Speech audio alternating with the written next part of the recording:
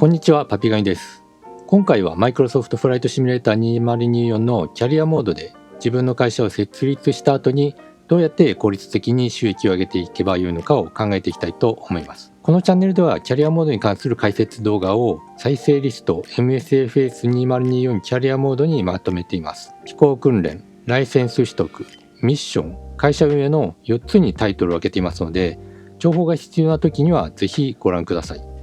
早速ですが、現在の私の攻略法について説明します。1番、農業航空をコアにする。2番、貨物輸送を世界展開して安定収入を得る。3番、高収益事業への転換を図る。かなりざっくりした説明だったので、もう少し詳しく説明していきます。まずは、そもそもこのキャリアモードの仕組みから説明していきます。このキャリアモードを簡単に説明すると、航空ライセンス取得と飛行の経験を積んでより高度なかつ大規模な事業の展開を目指すみたいな感じになると思います。もっと簡単に言うと航空事業シミュレーションなんですかね。なのでリアルな事業と同様に計画的にタスクをこなさなければなりません。いや、なんかめんどくさい話になりましたが、実際めんどくさいです。ただこのゲームのゴールとなる JAL とか ANA みたいな旅客事業を立ち上げることができた暁には航空事業全般の仕組みを理解できたかもしれないという達成感に浸ることができると思います。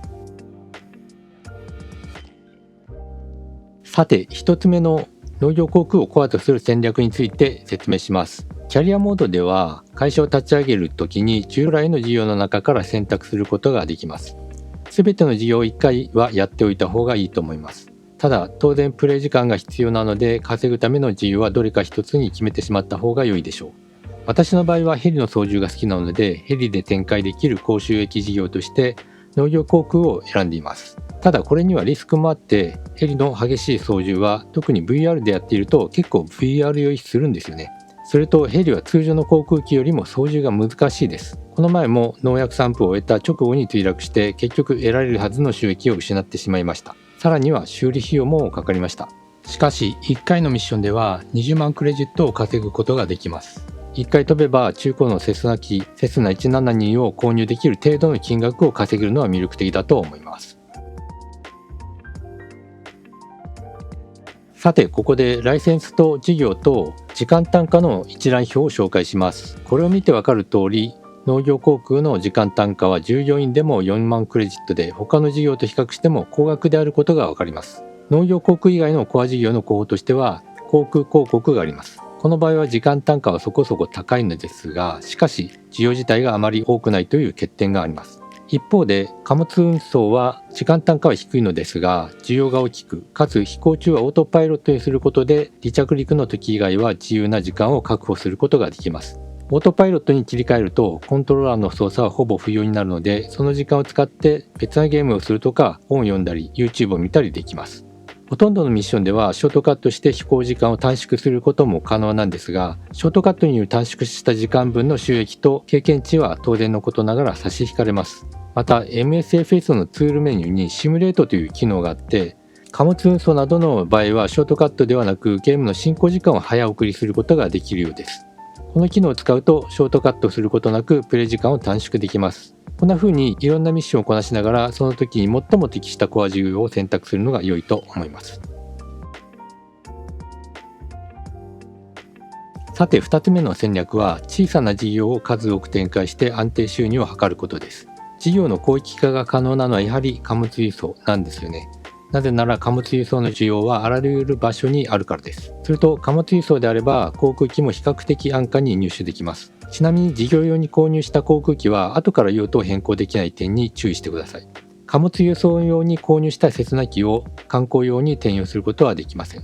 この場合は一度貨物輸送用の航空機を売却してから遊覧飛行用の航空機を再購入し直す必要があります。キャリアモードでは会社を立ち上げる際にその会社が行う事業をどれか一つに限定する必要があります。リアルな世界だと一つの会社が遊覧飛行と旅客輸送の両方を事業としてできそうなものですが、このゲーム内のルールでは一つの会社は一種類の航空事業のみに限定されています。なのでキャリアモードでは新しい航空事業を展開するたびに一つの会社を立ち上げる必要があります。結局最終的には10程度の会社を立ち上げることになると思います。一つ目の戦略で農業航空をコアにすることにしましたが、今後新たなライセンスを取得してもっと高収益の事業を展開できるようになれば、コア事業を転換するようにします。そうすることでより高い収益を得て、より高価な航空機を購入し、事業の拡大を目論みます。まだ何とも言えませんが、中型の航空機が100万クレジットであることを考えると、1回の飛行で100万クレジット程度を稼げる事業の展開が必要になると思います。私が現在の農業航空からさらに高収益事業に転換できた暁には、動画を作成して皆さんにお知らせしたいと思います。ここまではすでにキャリアモードをプレイ中の皆さん向けに解説してきました。ここから先はこれからキャリアモードを開始する皆さん向けの説明になります。キャリアモードを開始する場合は、最初に行うことはお金を払って自家用操縦士免許を取得することです。次に自家用操縦士免許を使用して友人や知人を観光旅行に連れて行きます。これは事業として行うのではなく、お小遣い稼ぎを始めることになります。その後、経験を積んでレベルが上がると、事業用操縦士免許を取得できるようになります。もちろん訓練を受けて試験にパスしなければなりません。さて、事業用操縦士免許を取得すると、仕事として航空機を使って稼ぐことができるようになります。キャリアモードで稼ぐには2つの雇用形態に従います。1つは従業員、もう1つはフリーランサーです。従業員は例えるならタクシーの運転手としてタクシー会社に就職して働くようなものです。そのため時間単価は低くなります。これに対してフリーランサーは事業主として航空機体を購入してその航空機に乗って稼ぎます。従業員の収益に対してフリーランサーの収益は約10倍になります。その代わり航空機のメンテナンス料や保険料、燃料費などの支払いが発生します。キャリアモードでフリーランサーとして働くためには、その事業の会社を立ち上げる必要があります。事業会社を立ち上げる場合は以下の条件が必要です。1、経験値のレベルが一定以上であること。2、事業に必要な航空ライセンスを取得していること。3、事業用免許取得に必要な費用を支払えること。そして実際に事業を始めるためには事業用の航空機を購入する必要があります。リアルな世界では銀行などから借り入れをして航空機を購入しますが、このゲーム内では資金の借り入れはできません。したがって事業を展開するには必ず余剰資金を貯める必要があります。この余剰資金を貯める方法については次に解説していきます。